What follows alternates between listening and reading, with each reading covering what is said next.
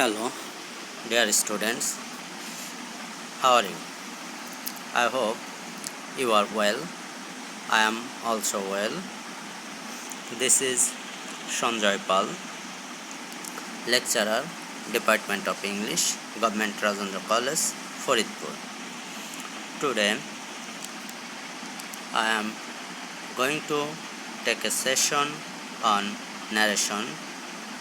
In my previous session, I discussed these topics. Today, I am going to continue the last part of narration.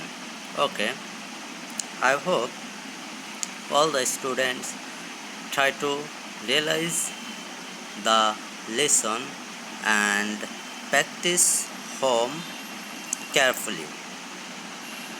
Welcome to my online session. Okay, dear students, optative sentence. Direct speech to indirect speech. The reporting verb of an optative sentence expressing desire, prayer, wish is changed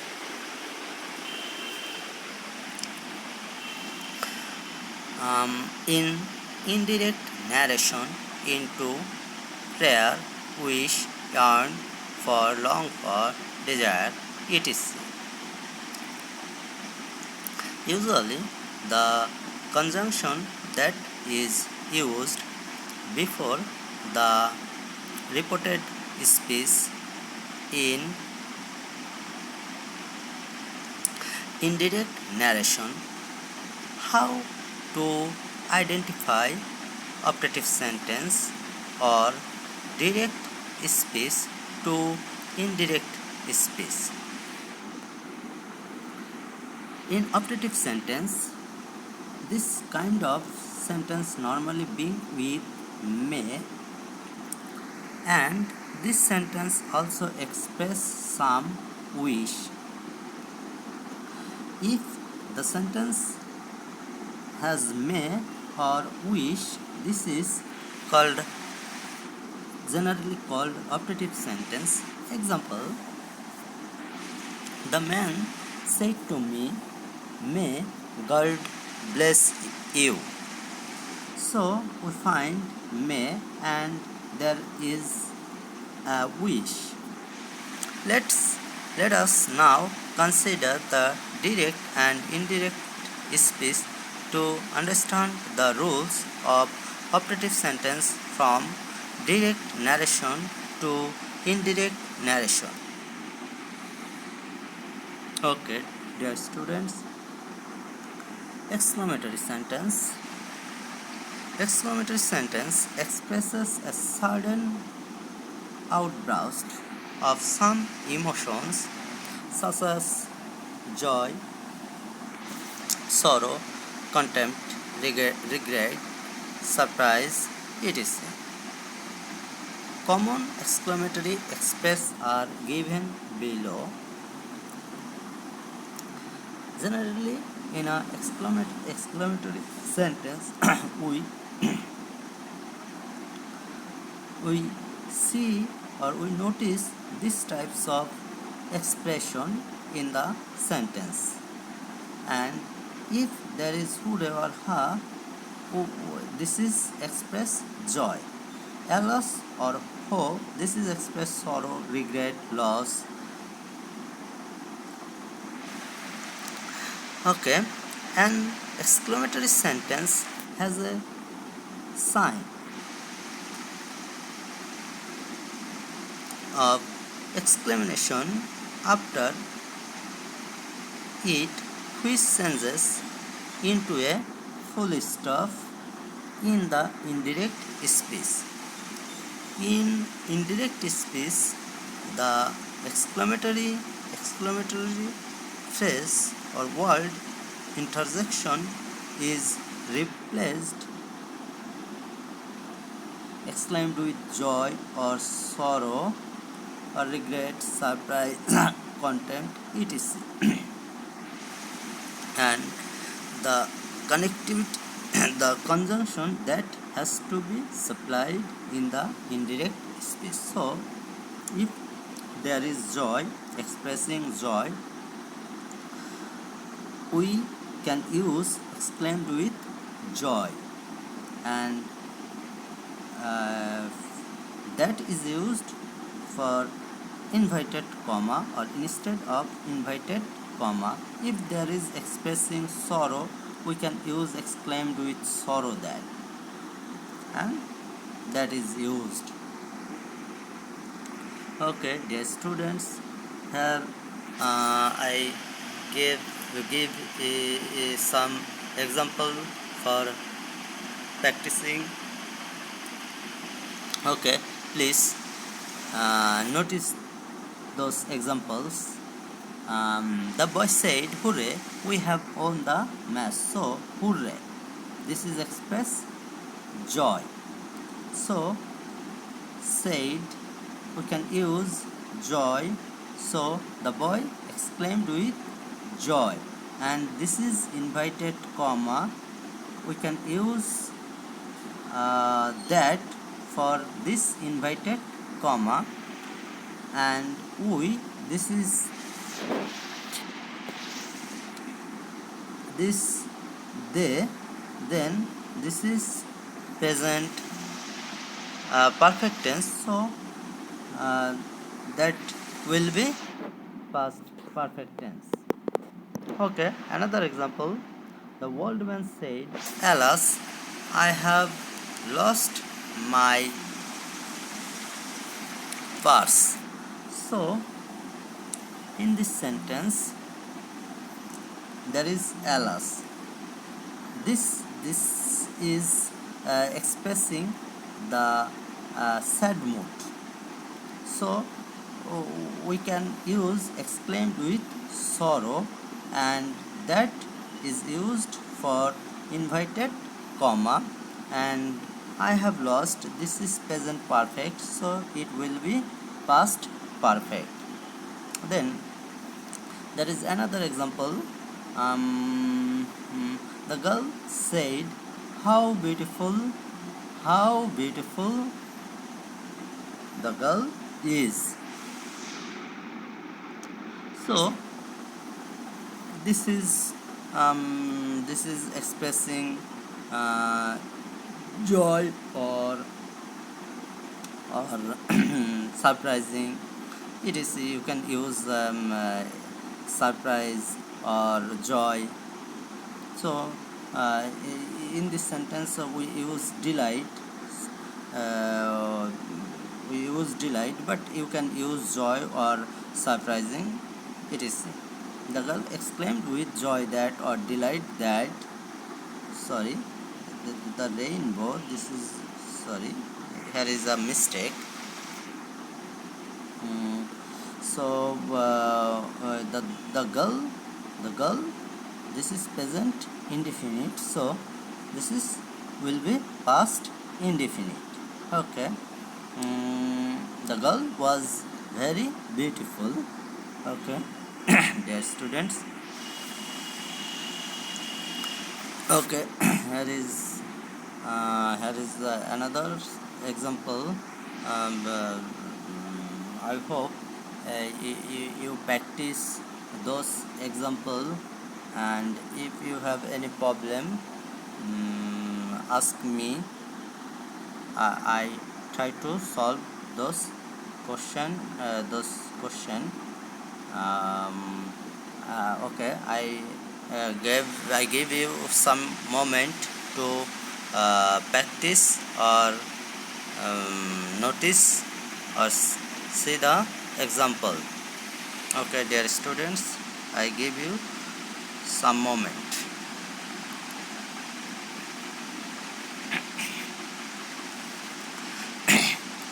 Okay, I think you read out. Then I'm going to next slide. Okay. In indirect narration, the interjectional words or phrases are omitted and the emotion is expressed through other words. Already we can explain this, exclaim, cry out, or pray, wish, but new words and phrases have often to be introduced to express the full meaning. In general, the repeating verbs in indirect narration can be like exclaim, with or in, joy or sorrow, etc. The note of exclamation is replaced by full stop in indirect narration. So I think you realize this.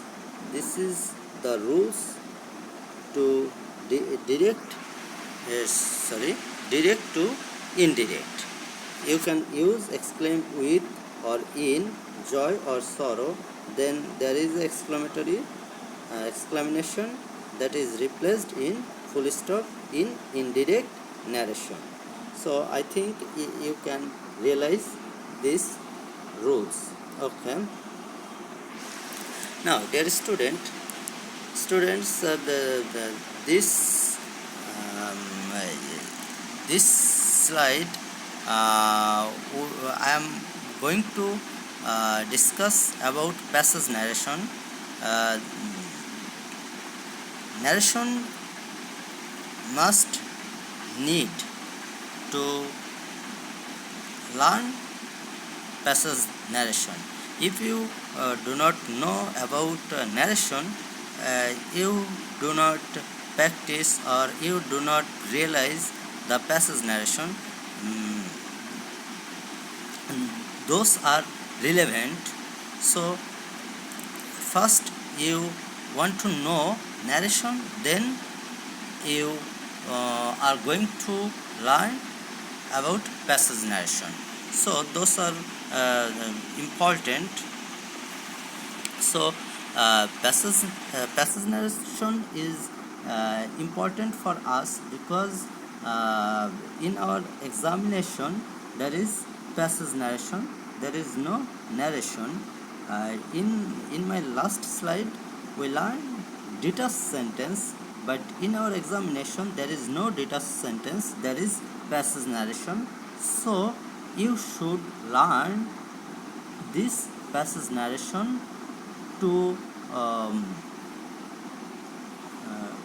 get good marks in your examination. Okay, dear students, and I also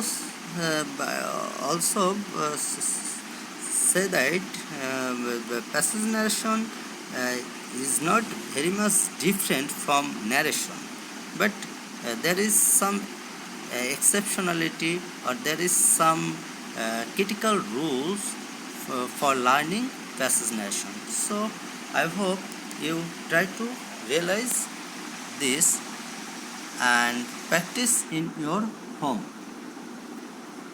Okay, number 1, read first your first work. I also tell you that this is not rules, this is some instruction to direct to indirect. So I don't tell you this is rules, but I write rules, but this is not rules, this is some instruction. Okay, read the passage narration from first to last. You should read first to last and try to understand the speaker, who is the speaker and their speech, who is the speaker and his speech. First to last you should read first to last and try to find out who is the speaker and his speech. You have to different is speech and its speaker. You should find out the speaker speech and the listener speech.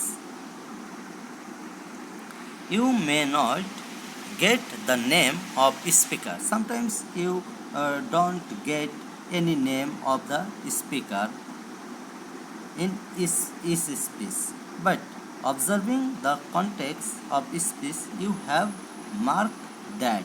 But there is no name in his speech, but when you read out first to last and you realize which speech uh, which speaker is speaker speech, you find out. Okay, I give you an example. Please try to read out and try to find out who is the speaker and what is his speech. You lost my new bag today. Why have you gone outside, leaving it then? Asked the master. I went outside for drinking a glass of water, sir, said the servant.